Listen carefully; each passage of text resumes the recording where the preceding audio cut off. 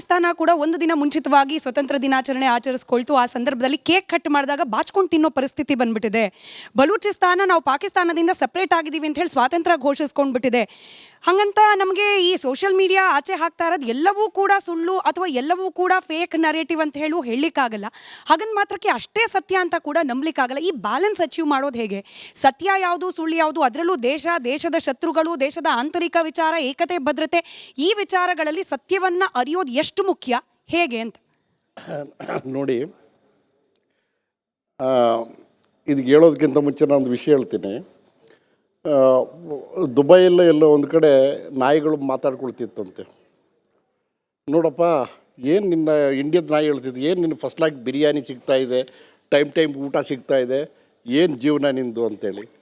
ನಮ್ದು ಏನು ಜೀವನ ಬಿಡೋ, ನೀವು ಇಂಡಿಯಾದಾಗೆ ನಮಗೆ ಬೊಗಳ್ಲಿಕ್ಕೆ ಬಿಲ್ಕುಲ್ ಇದೆಲ್ಲ, ಸ್ವಾತಂತ್ರ್ಯ ಇಲ್ಲ.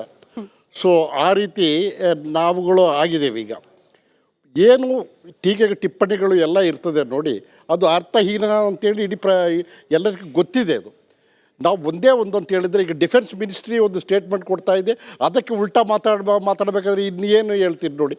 ಆವತ್ತು ಕೋಲಾರಕ್ಕೆ ಯಾವುದೋ ಒಂದು MLA 2 ಏರೋಪ್ಲೇನ್ ಕಳಿಸಿ ಆಪರೇಷನ್ ಸಿಂಧೂರ್ ಮಾಡಿಬಿಟ್ಟು ಈಗ ಹೇಳ್ತಾ ಇದ್ದಾರೆ, ಹಾಗೆ ಮಾಡಿದ್ರು ಹೀಗೆ ಮಾಡಿದ್ರು ಅಂತ.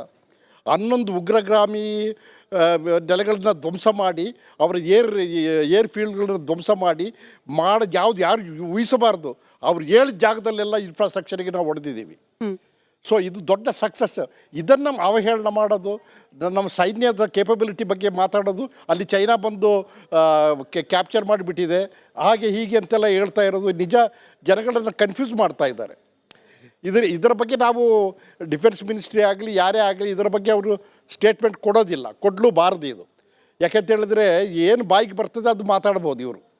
So this will not affect our development in any case, because ಜನಗಳಿಗೆ ಅರ್ಥ ಆಗ್ತಾ ಇದೆ. ಈಗ ಇವ್ರನ್ನ ಇಲ್ಲೂ ಈ ವೋಟ್ ಬ್ಯಾಂಕ್ ಮಾತುಗಳು ಇವೆಲ್ಲ ಬಿಟ್ಟು ಅವರು ಈ ಮೆಲ್ಲಕ್ಕಿದ್ದರೆ ನಮ್ಮ ದೇಶ ಆರಾಮಾಗಿ ಮುಂದೆ ಬರ್ತದೆ. ಅದರಲ್ಲಿ ಏನು ಇದೇ ಇಲ್ಲ ನೋಡಿ. 3 ಜನ ಅಲ್ಲಿ ಈ ವಿಕ್ರಮ್ ಅಂತೇಳಿ ಸೆಟಲೈಟ್ ಇದ್ದು ಎಲ್ಲ 27-28 ವರ್ಷದ ಸೈಂಟಿಸ್ಟ್ಗಳು.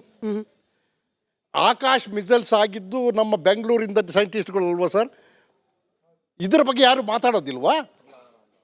ಪ್ರಹ್ಲಾದ್ ರಾಮರಾವ್ ಅಂತ ಅವರು ಇದ್ರ ಬಗ್ಗೆ ಯಾರಿಗೆ ಇದಿಲ್ವಾ? ಇದು ಆಕಾಶದ ಯಾವುದೇ ನಮ್ಮ ಅಚೀವ್ಮೆಂಟ್ಸ್ಗಳು ಏನಿದೆ ಅದನ್ನು ಹೈಲೈಟ್ ಮಾಡಬೇಕು ನಾವು. ಅದನ್ನು ಹೈಲೈಟ್ ಮಾಡಬೇಕಾದ್ರೆ ಅದನ್ನು ತಡ್ಕೊಳ್ಳಲಾಗದೆ ಕೆಲವರು ಅಧಿಕಾರಕ್ಕೋಸ್ಕರ ಇಲ್ಲ ಬಾಕಿ ದೇಶಗಳ ಎಕ್ಸ್ಟರ್ನಲ್ ಅಪ್ಲಿಕೇಶನಿಂದ ಆಗ್ತಾ ಇದ್ದಾರೆ.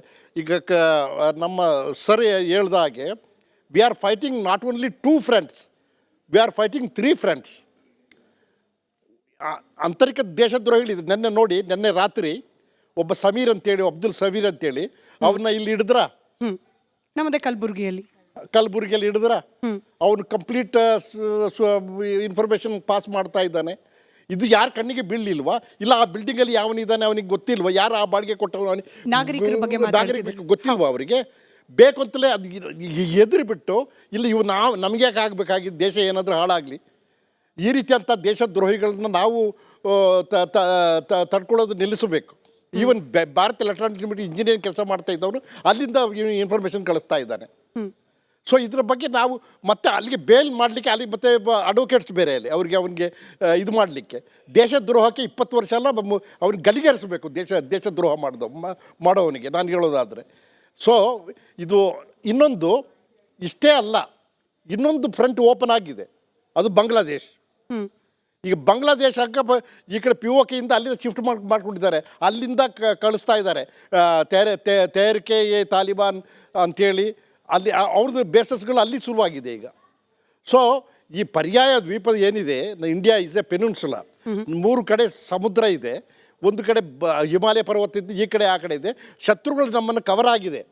ನಾವು ಎಲ್ಲಿವರೆಗೆ ನಾವು ಒಗ್ಗಟ್ಟಾಗಿ ನಮ್ಮ ದೇಶಕ್ಕೋಸ್ಕರ ನಾವು ಇದು ಮಾಡೋದಿಲ್ಲ, ಅಟ್ಲೀಸ್ಟ್ ಒಂದು ಡಿಫೆನ್ಸ್ ಇಲ್ಲ, ಅಟ್ಲೀಸ್ಟ್ ಒಂದು ಡೆವಲಪ್ಮೆಂಟಿಗೆ ಅವರು ಸಪೋರ್ಟ್ ಮಾಡಬೇಕು.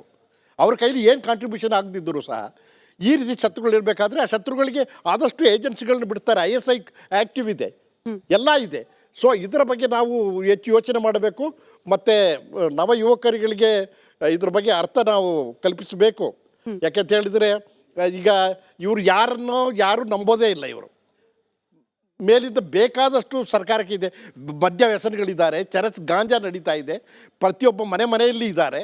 ಅವ್ರಿಗೆ ದೇಶಭಕ್ತಿ, ತಂದೆ ತಾಯಿ, ಕುಟುಂಬ ಯಾವುದು ಜ್ಞಾಪಕ ಇಲ್ಲ. ಯಾಕೆಂದರೆ ನಶೆಯಲ್ಲಿ ಇರ್ತಾರೆ ಅವರು.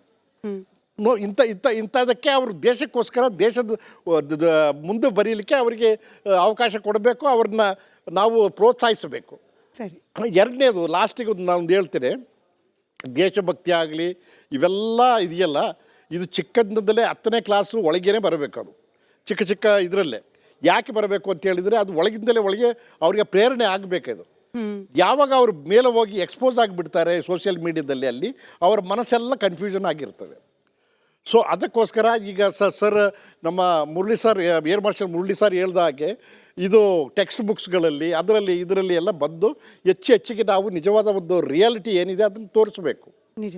ನಮಗೆ ಭಾಳ ದುಃಖ ಆಗ್ತದೆ ಯಾರಾದರೂ ನಮ್ಮ ಡಿಫೆನ್ಸ್ ಬಗ್ಗೆ ಅವಹೇಳನ ಮಾಡಲಿ, ಇಲ್ಲ ನಮ್ಮ ವಿದೇಶಾಂಗ ನೀತಿ ಬಗ್ಗೆ ಯಾರಾದರೂ ಇದು ಮಾಡಲಿ, ನಮಗೆ ಭಾಳ ಇದಾಗ್ತದೆ. ಆವಾಗ ಇದೇ ವೇದಿಕೆಯಲ್ಲಿ ನೀವು ಆವಾಗ ಮಾತಾಡಬೇಕಾದ್ರೆ ಒಬ್ಬರು ಹೇಳ್ತಾ ಇದ್ರು, ಈ ಗಲ್ಫ್ ವಾರಲ್ಲಿ ನಾವ್ಯಾಕೆ ಇಂಡಿಯಾ ಯಾಕೆ ಹೋಗಿ ಅಲ್ಲಿ ಮಧ್ಯಸ್ಥಿಕೆ ವಹಿಸಬಾರದು, ಪಾಕಿಸ್ತಾನ ನೋಡಿ ಎಷ್ಟು ಒಳ್ಳೆ ಕೆಲಸ ಮಾಡ್ತಾ ಇದೆ. ನನಗೆ ಆವಾಗ ತುಂಬ ಮನಸ್ಸಿಗೆ ಬೇಸರ ಆಯಿತು, ಯಾಕೆ ಈ ರೀತಿ ಮಾತಾಡ್ತಾ ಇದ್ದಾರೆ. ನೋಡಿದರೆ ಪಾಕಿಸ್ತಾನ ಮಧ್ಯವಸ್ಥಿಕೆ ಮಾಡಿ ಏನು ವಾರ ನಿಲ್ಲಿಸಿಬಿಟ್ರೆ ಅವರು. ಸೊ ಈ ರೀತಿ ಒಂದು ಮಾತುಗಳೆಲ್ಲ ಬರಬಾರ್ದು. ಆದಷ್ಟು ನಾವು ಇದನ್ನು ಡಿಸ್ಕರೇಜ್ ಮಾಡಬೇಕು ಅಂತ ನನ್ನ ಒಂದು ರಿಕ್ವೆಸ್ಟ್. ಓಕೆ.